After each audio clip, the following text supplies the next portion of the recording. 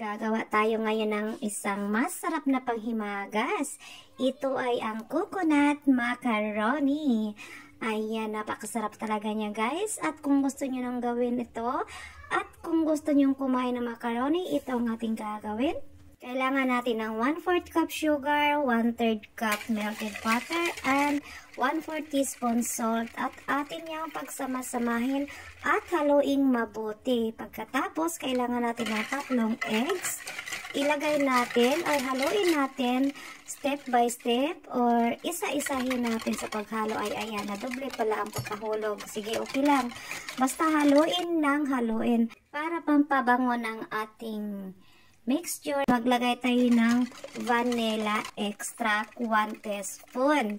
At atin lang din yung i-mix ng mabuti. Pagkatapos niyan, pag na-mix na, maglagay tayo ng 200 grams na coconut raspel. And pagkatapos, syempre, ay haluin. Haluin ang haluin hanggang sa mahalo siya ng mabuti. Mapapawaw talaga kayo sa sarap ng ating coconut macaron. Ayan, nahalo na siya ng mabuti. Ngayon ay atin nang lagyan ng condensed milk. Ang aking condensed milk na gamit dyan ay 3/4 cup lamang.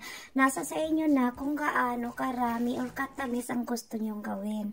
Pero para sa akin, ang 3/4 cup is tamang-tama lang talaga ang kanyang tamis. Hindi masyadong matamis.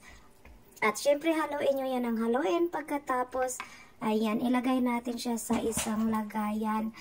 Gumamit lang ako dyan ng isang form na pinaglagyan ko dyan.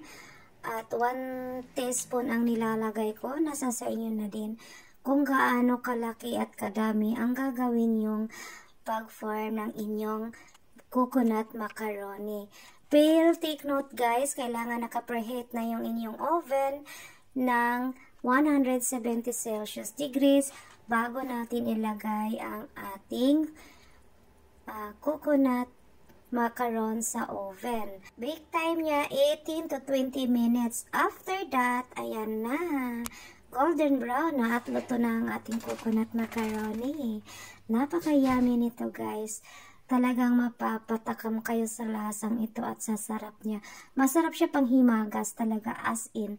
Try nyo at pag nasubukan nyo, mag-leave comment kayo dyan sa baba guys. At syempre, mas maganda pag may pictures din, diba? Para ma-inspire naman tayo na masarap ang ating binibake. Thank you for watching. See you next time. Bye!